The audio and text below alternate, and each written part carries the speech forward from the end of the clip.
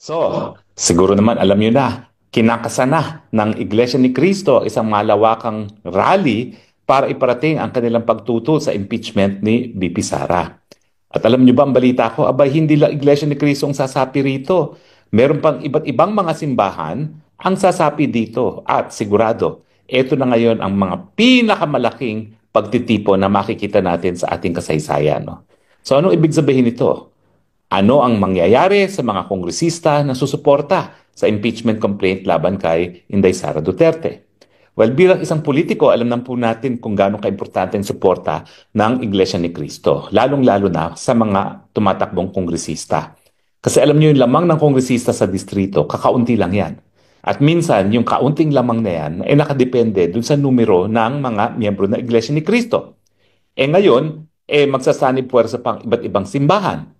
So, kapag nagsabi rin iba't ibang simbahan na i-boycott ang lahat ng sumuporta sa impeachment ni Inday Sara, ibig sabihin, matatalo ang mga kongresistang yan.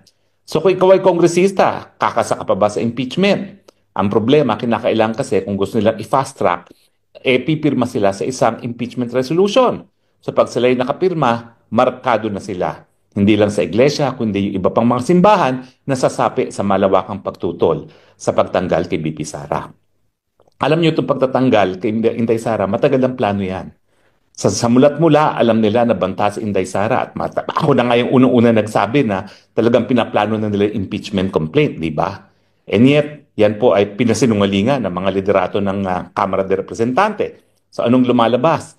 Ang liderato ng Kamara ay sinungaling. Dahil sa mulat-mula, talagang kinakailangan tanggalin nila yung pinakamalaking banta sa kanilang plano na Marcos Forever. At hindi lang yan kanilang plano, no? Pag natanggal na si BP Sara at wala na talagang banta para maging presidente, isusulong po nila ang charter change. Bakit? Kasi baka maya-maya, meron na namang ibang malakas na kandidato para masigurado na si Tambaluslos ay maging pinuno ng ating gobyerno matapos ang Marcos Jr.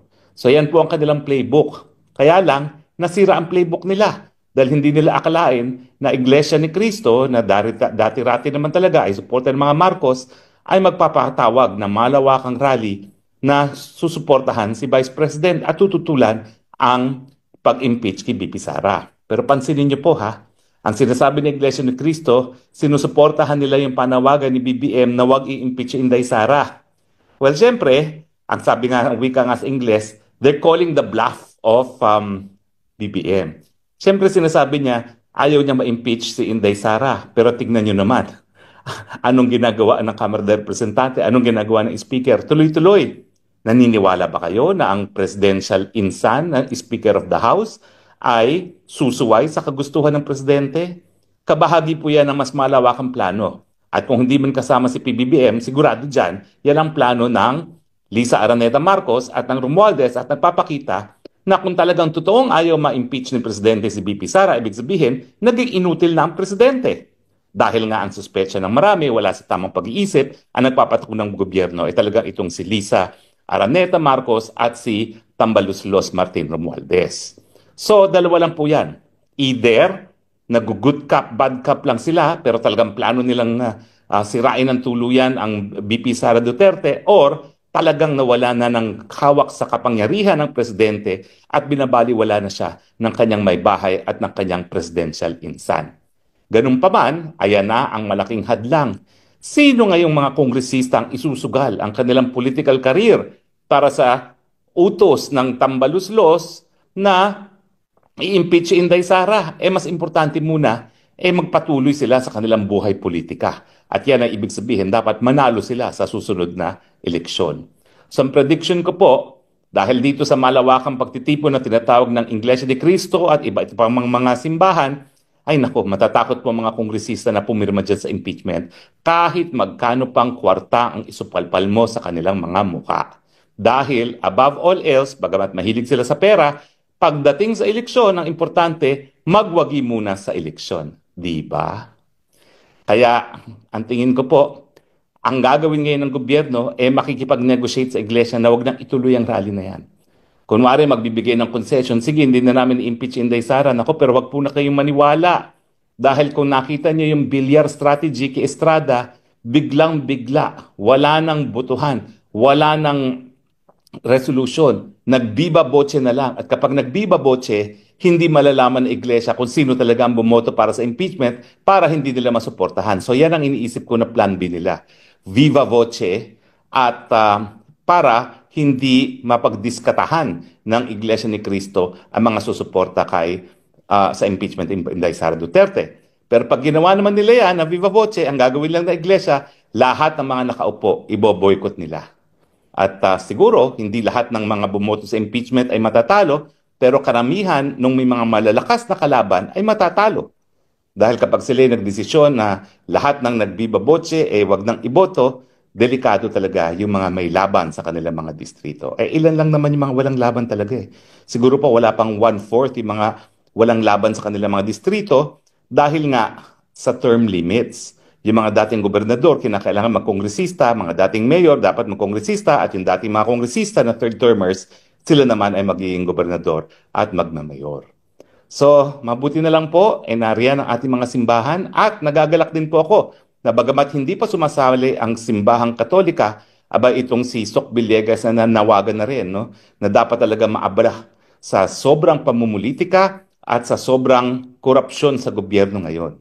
Bagamat siya po ay dilawan to the core at hindi po talaga susuporta yan kay Duterte, siguro hindi na rin niya naatim o maatim yung lantaran ng korupsyon at pamumulikan na nangyayari sa ating bayan. Kaya nagsalita na rin siya.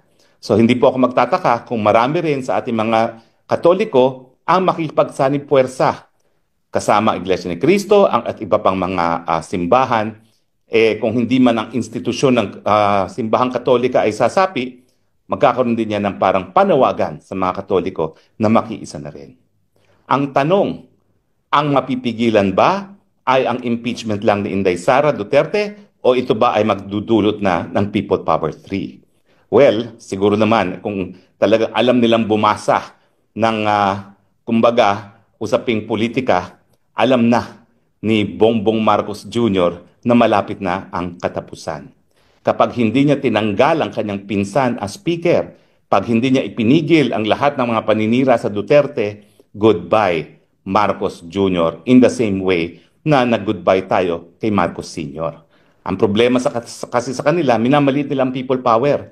Dahil akala nila, dahil nasa kanila lahat ng salapi at sila ngayon nagplano, di ba dapat ngayong araw nito ay magkakaroon ng napakalaking pagtitipon. Nagagastusan daw ng 1.5 billion pesos. Pero hindi natuloy dahil alam nila na kahit magkano ang gastusin nila para sa isang malawakang rally, talagang magmumukhang maliit lang yan kung ikokompara mo sa mga gastos ng rally ng mga pinagsanib ng puwersa. So mga kaibigan sana po ipaglaban natin ang demokrasya, miski hindi tayo kabahagi ng Iglesia ni Cristo, tayo po ay makiisa kapag sila'y nanawagan na ng mas malawakang pagtitipon. Okay? Maraming salamat po sa inyong patuloy na pagtangkilik Ito po ang inyong spokes ng bayan nagsasabi, I love you Philippines. You're the only country that I have. You're the only country that I love. Bye!